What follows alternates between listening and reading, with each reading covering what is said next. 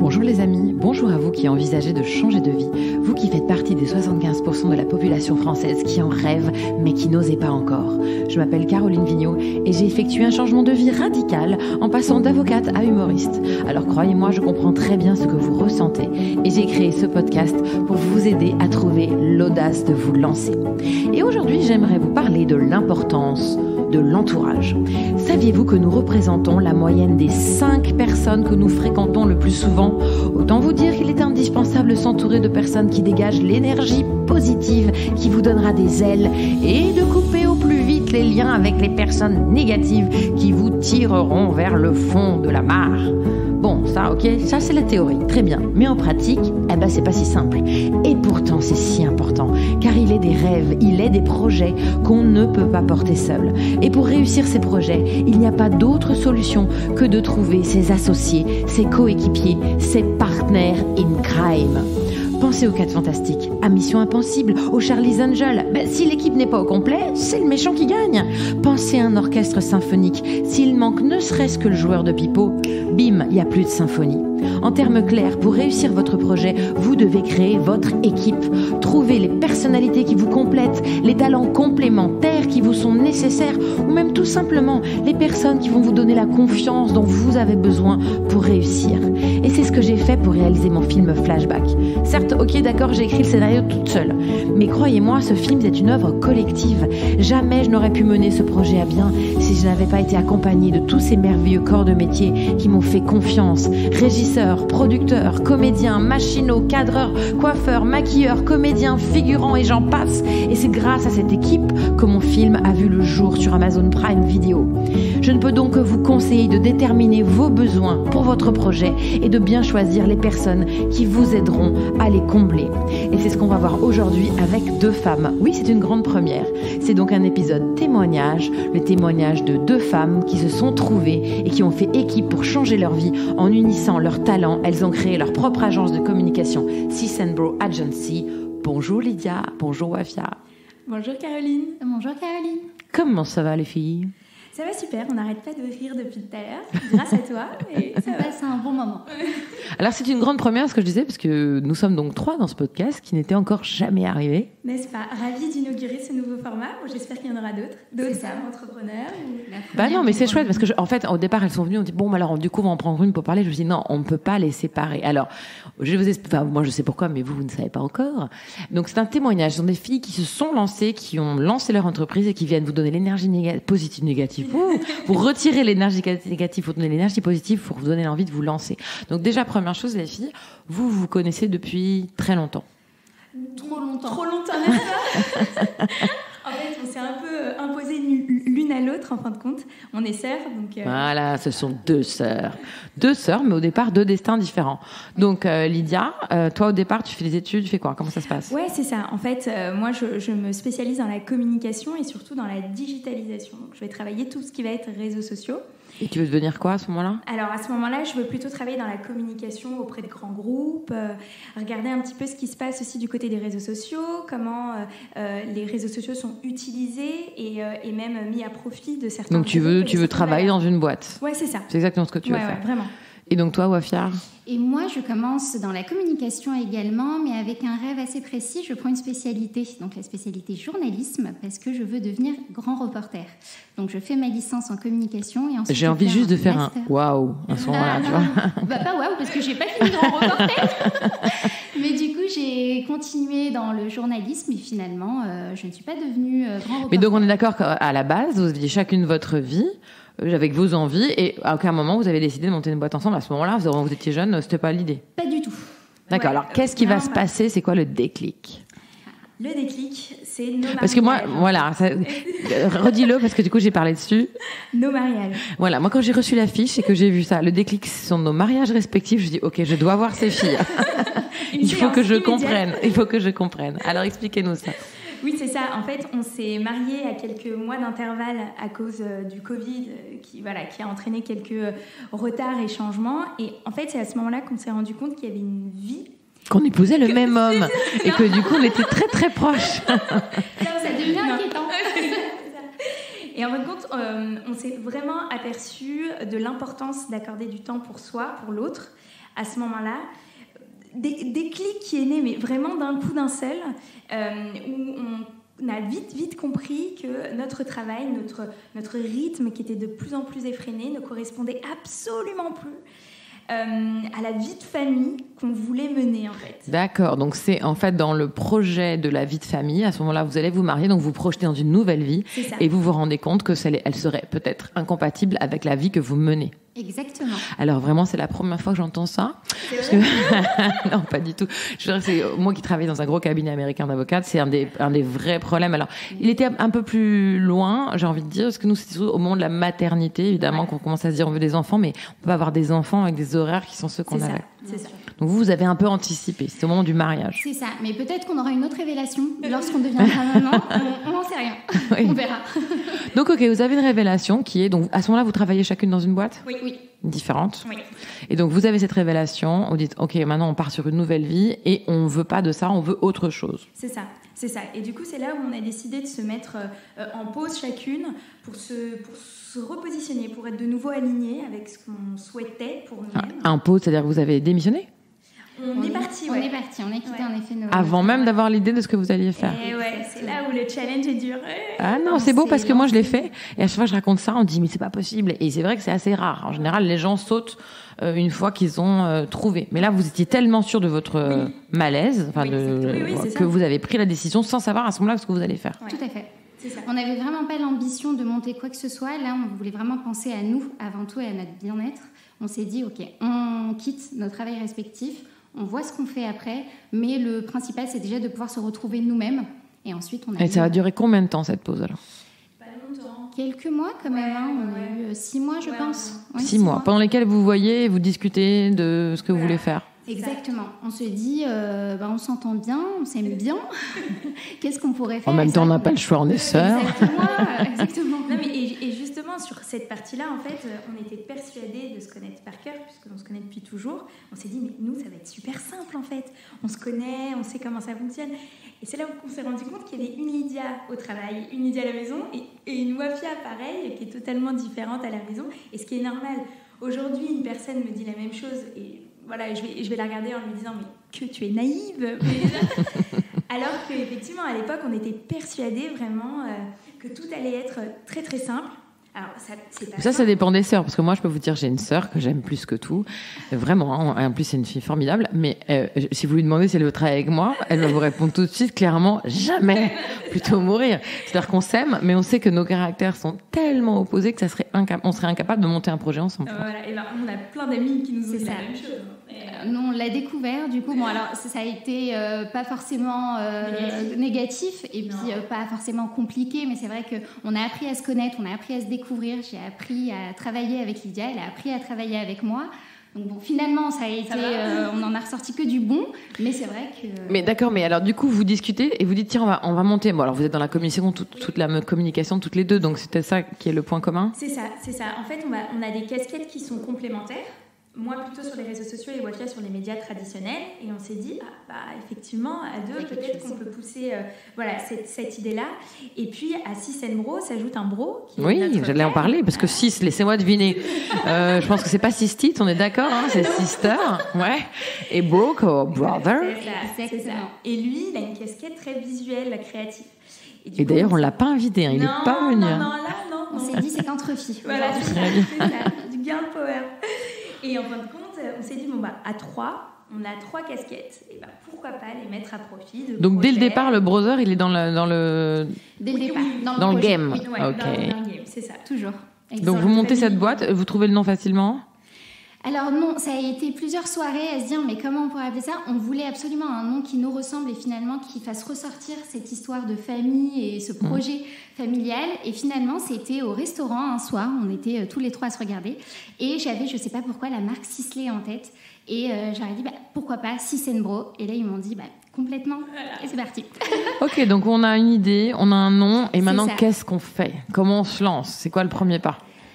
Et la partie administrative, et là, Alors, quand on n'est pas dedans... Donc oui, là, on parle de monter une structure juridique. Oui, tout à fait. Et vous n'avez aucune idée de ce qu'il faut monter? Non, pas du tout.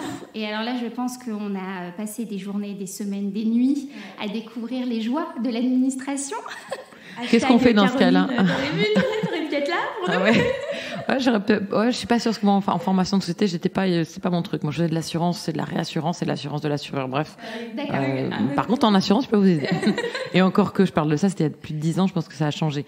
Mais donc, du coup, vous faites quoi? Parce que moi, j'ai une idée. On regarde les boîtes comme on aime bien, c'est nos futurs concurrents, et on se dit qu'est-ce qu'ils ont pris comme structure. On fait un peu de la veille.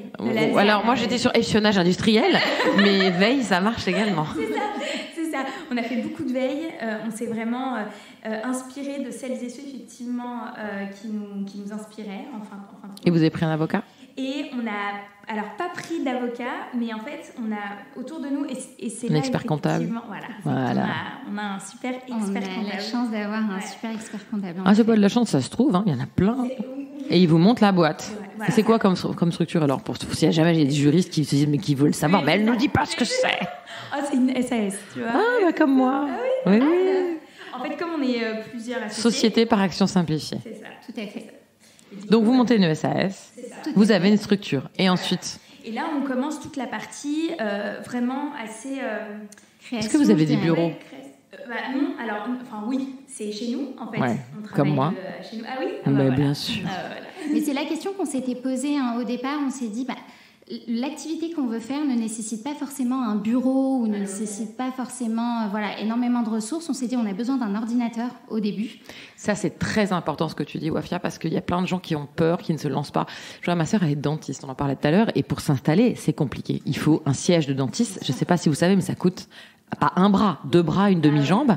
Il faut des produits, des stylos, des trucs, plein de bitoniaux qu'elle te met dans la bouche pour te faire du mal. Et si elle l'entend, elle va le tuer.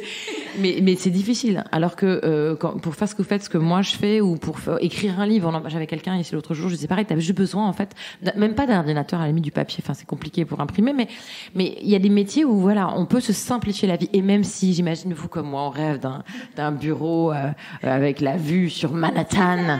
Tu vois, évidemment, bien sûr, comme dans les feuilletons américains, on peut quand même exercer sa passion en regardant ce qui est possible de faire et en limitant les frais, en limitant les coûts pour lancer l'aventure. Au départ, en fait, il faut vraiment optimiser. Et bien sûr. Voilà, c'est dans cette dynamique-là qu'on s'est lancé. Et justement, d'être entouré de cet expert comptable qui est dans notre cocon assez proche, nous a permis vraiment de positionner les choses, de bien cadrer. Ok, donc vous avez tout. Vous avez fait faire un tampon, voilà. Mais même ça, moi, je me souviens, le tampon, quel bonheur d'avoir le tampon de sa boîte. C'est une espèce de réussite. J'ai tamponné des tonnes de trucs. Je tamponnais tout parce que c'est ma boîte, elle existe. Exactement, consécration. Consécration. Donc vous avez tout ça, vous avez des locaux, vous avez un tampon, vous avez un nom, et maintenant il faut trouver des clients. Et c'est là où en fait nous on s'est dit comme tout le monde, on va prospecter, on va frapper aux portes, et c'est ce qui est normal. Et très très vite on s'est aperçu qu'en fait le bouche à oreille fonctionnait beaucoup pour nous, en tout cas, qu'on a la chance d'avoir des personnes qui nous ont fait confiance par le passé, qui nous refont confiance encore. Donc ça, c'est des clients que vous aviez dans les boîtes que vous aviez. C'est ça, d'accord. C'est ça.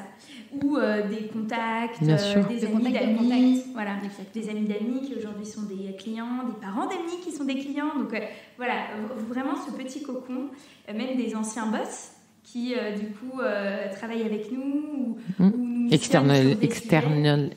Ah, j'arrive jamais à dire ce mot. Merci, externalise une partie de leur taf avec vous, bien sûr. C'est ça. Et du coup, depuis le départ, vraiment depuis le premier jour, ça fonctionne sur ce mode-là. En fait, on fonctionne comme ça, à la recommandation, bouche à oreille.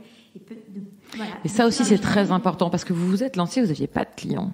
Mais il faut avoir la détermination de dire je vais en trouver. Il n'y a pas de cas où j'en trouverai pas. Et ce que tu disais tout à l'heure est vrai. C'est-à-dire que frapper aux portes, aller voir sa famille, ses amis. Faut pas avoir peur en fait. Si vraiment c'est votre rêve, vous n'allez pas vous laisser comme ça marcher dessus en disant tant pis, non, je pourrais pas, je trouverai jamais de clients. J'y vais pas. Oui, voilà, je vais monter la boîte, et je vais trouver des clients. Et vous allez les trouver. Si vous mettez l'énergie, vous allez les trouver, c'est sûr. C'est ça, vraiment. C'est ce qui s'est passé. On s'est dit, de toute manière, dès qu'on se lance, on n'a pas le choix. On ne peut pas faire marche arrière. On peut faire marche arrière, mais on n'a pas envie de faire marche arrière.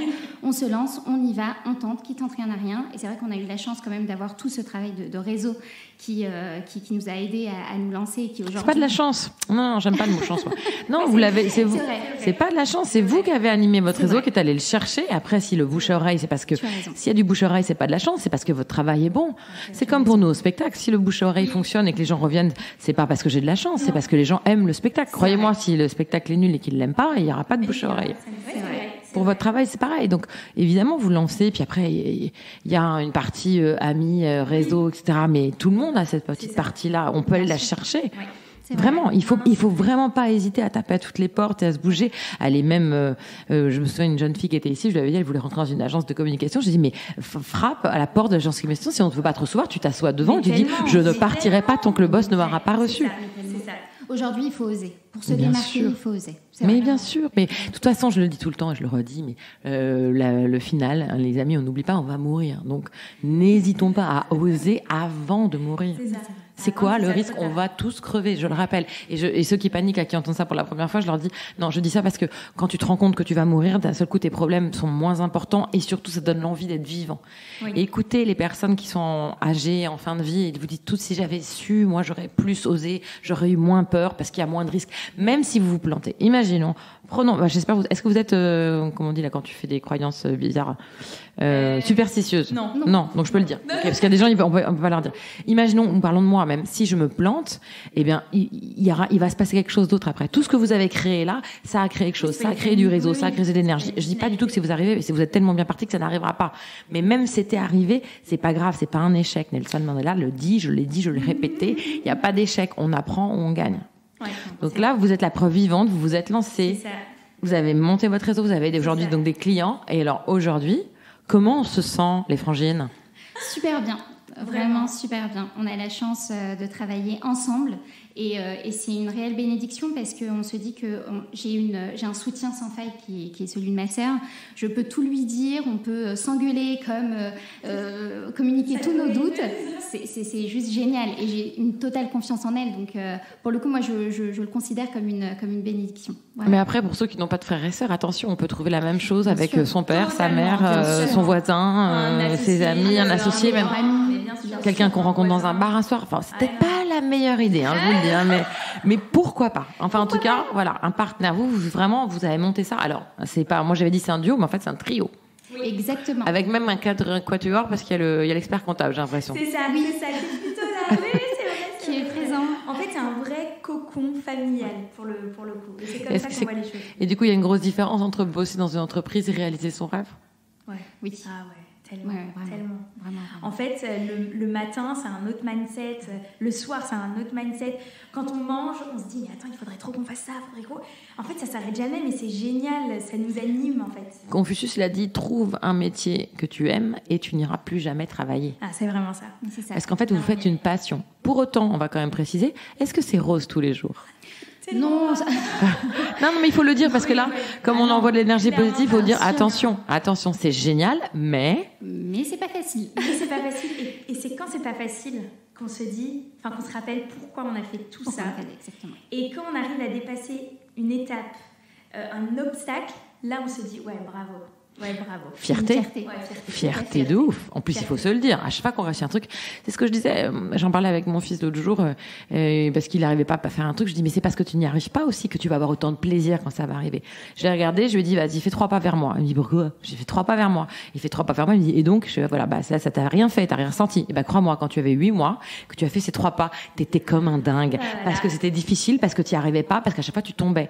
Donc là, c'est pareil en fait. Il faut se délecter de chaque petite pierre qui monte au sommet. Tellement. Parce que si on y va d'un coup, en fait, on profite pas, on kiffe pas. Oui, c'est ça. C'est vraiment ça. Et là, on y est, mais en plein dedans. On y est en plein dedans, exactement. Ouais. Non, mais on profite en tout cas de chaque instant. Et même si c'est pas facile, des fois on se relève et puis on se soutient et c'est parti. Et puis de toute manière, il va nous arriver plein d'autres choses. Oui, alors là. Ah mais non, mais chaque jour est une aventure. Et puis dans une boîte, alors chaque jour, des fois tu dis ça y est, tout roule et bim. C'est quoi? Non, mais ça fait 5 minutes que je viens de dire que tout tout va bien. Ah oui, mais il y a un client qui a changé de truc, ils ont changé de directeur. Ouais, bah ouais. Mais c'est aussi ça le cœur de l'entrepreneuriat. C'est aussi ça qui nous anime. Moi, je dis nous parce que je me sens autant artiste qu'entrepreneur, mais parce qu'on a envie de ça. Mais il y a des gens pour qui ça ne correspond pas. C'est pour ça qu'il faut savoir quel est son propre rêve. C'est sûrement pas forcément de monter sa boîte. Il y a des gens pour qui ça serait un enfer. Ils sont incapables de le faire. Donc, il faut vraiment s'écouter soi, savoir ce dont on a envie, ce dont on a besoin pour pouvoir réaliser son rêve. Vous êtes trouvé dans cette magnifique sororité, enfin fratrie, parce qu'il y a quand même votre frère, et même votre expert comptable. Mais ça fait plaisir parce que c'est important de dire aux gens, c'est possible.